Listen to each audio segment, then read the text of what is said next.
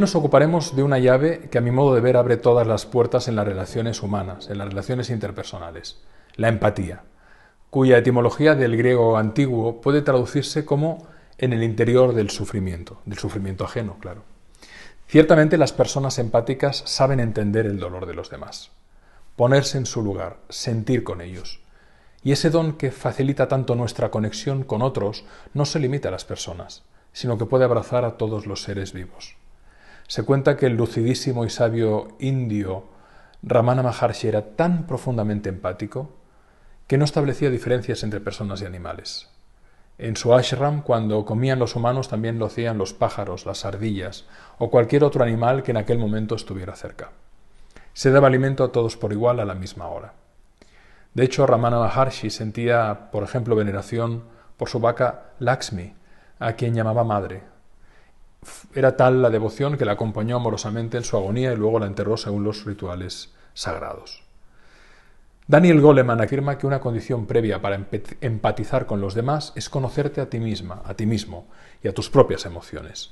En sus propias palabras, Goleman dice que la conciencia de uno mismo es la facultad sobre la que se erige la empatía, puesto que cuanto más abiertos nos hallemos a nuestras propias emociones, mayor será nuestra destreza en la comprensión de los sentimientos de los demás. Y es así. Los alexitímicos no tienen la menor idea de lo que sienten y por lo mismo también se encuentran completamente desorientados con respecto a los sentimientos de quienes les rodean. Son, por así decirlo, sordos a las emociones y carecen de la sensibilidad necesaria para percatarse de las notas y los acordes emocionales que transmiten las palabras y las acciones de sus semejantes. Las personas con alexitimia, tiene este nombre, alexitimia, confundidas pues acerca de sus propios sentimientos, son igualmente incapaces de percibir los sentimientos ajenos, y eso tiene que ser muy duro. Tener empatía, por lo tanto, parte del autoconocimiento y se alimenta de lo que se conoce como neuronas espejo, que nos permiten percibir lo que siente el otro hasta el punto de sufrir sus propios males. Una empatía instantánea hace que nos riamos cuando a alguien le entra la risa por contagio, pero también que nos sentamos decaídos o tristes si estamos mucho tiempo con alguien sumido en la tristeza. Las neuronas espejo se activan para que vivamos en carne propia las emociones de otro ser humano, incluso de animales. En experimentos realizados en laboratorio se demostró a través de la neuroimagen que al presenciar cómo alguien padece dolor, en nuestro cerebro se enciende el mismo punto de dolor, es asombroso, como si lo estuviéramos sufriendo en carne propia. Incluso hay quien puede sentir físicamente el dolor. La emoción que promueven las neuronas espejo hace que quedemos profundamente impresionados ante un accidente, por ejemplo, aunque no lo hayamos padecido nosotros simplemente al verlo. Y son también estas neuronas responsables de que algunas personas se mareen al ver la sangre ajena.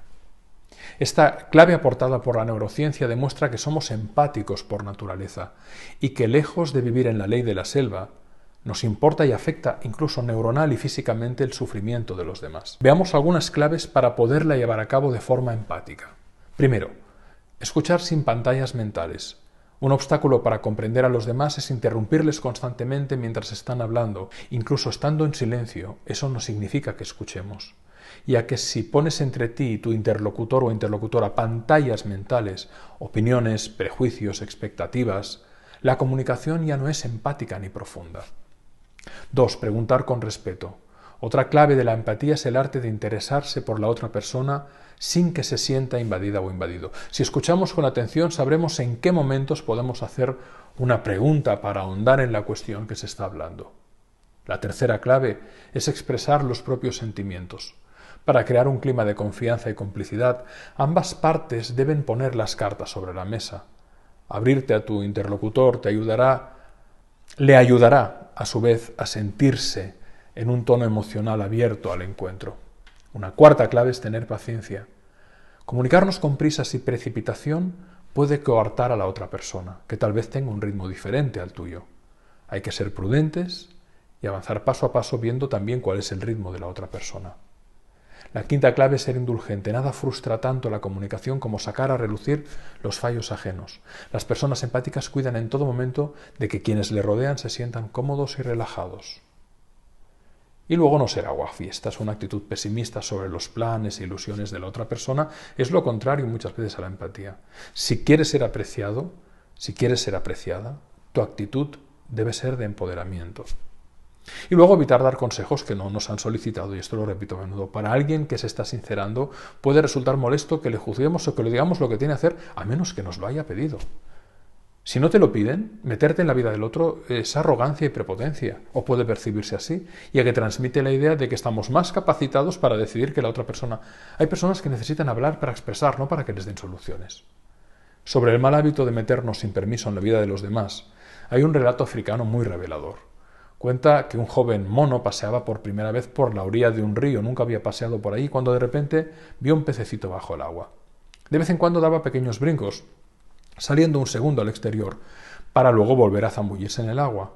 Como el mono nunca antes había visto un animal como ese, pensó que el pez se estaba ahogando dentro del agua. Pobrecillo, pensó, se va a ahogar dentro del agua, tengo que ayudarle. Sin esperar un segundo, el joven mono agarró al pez con sus dos manos, el pececillo empezó a agitarse con fuerza y el mono pensó que era de la alegría de verse a salvo. Poco después, cuando el pez dejó de moverse, al ver que estaba muerto, el joven mono pensó, qué lástima no haber llegado antes. El mensaje de esta fábula es muy claro. Hay veces que intentando ayudar podemos empeorar la situación si no nos lo piden. Te invito a recordar la filosofía del Wu Wei, cuando lo más conveniente es no hacer nada. Si queremos ser verdaderamente empáticos, cuidémonos mucho de meternos en la vida del otro si no nos lo han solicitado, si no tenemos competencia para hacerlo. Además, te propongo un ejercicio. Mario Reyes, uruguayo, explica un sencillo ejercicio para activar la empatía hacia familiares con los que estemos dolidos o resentidos. Las experiencias negativas que a menudo se entremezclan con el amor que sentimos por nuestros padres, por ejemplo, pueden impedirnos tener una relación armoniosa y compasiva. Para sanar lo que enturbia nuestra relación con ellos, incluso si ya no viven, este ejercicio de gratitud te situará en un lugar diferente respecto a ellos y te propongo que lo hagas, porque de verdad que tiene unas implicaciones muy interesantes. Toma una hoja, un folio, y divídelo en 3 columnas. Y decide qué persona será objeto de tu análisis y la pones arriba. Luego, en la columna de la izquierda, pon 3 virtudes que has aprendido de él o de ella. 3 cosas positivas, buenas, que destaquen de él o de ella y que has aprendido. En la columna del centro, anota 3 defectos de esa persona que siempre te han irritado y que te siguen irritando. En el centro, 3. Y en la derecha, en la columna de la derecha, escribe el opuesto de cada defecto. Si es egoísta, pon altruista. A continuación, tapa la columna del centro y date cuenta de que tú eres, gracias a esa persona, lo que has aprendido por imitación en la primera columna, pero que es muy posible que también has desarrollado la virtud opuesta respecto al defecto que te desagradaba, que está en la columna de la derecha. Cerraremos el ejercicio diciendo, querido, querida persona, te doy las gracias porque me has enseñado a ser columna izquierda y por reacción contra lo que no me gustaba me has enseñado a ser columna derecha. A ciertas alturas de la vida uno se da cuenta de que las maestras y los maestros que hemos tenido son personas que de alguna manera nos pueden haber ayudado desde lo positivo, desde la dulzura, la amabilidad, la ternura, la simpatía, la conexión, y eso nos ha hecho crecer. Pero también uno se da cuenta de que en la vida puede haber tenido maestras y maestros que nos han hecho crecer desde el dolor, desde el sufrimiento y desde la decisión de no querer ser aquello que veíamos que nos hacía daño y que hacía daño a los demás.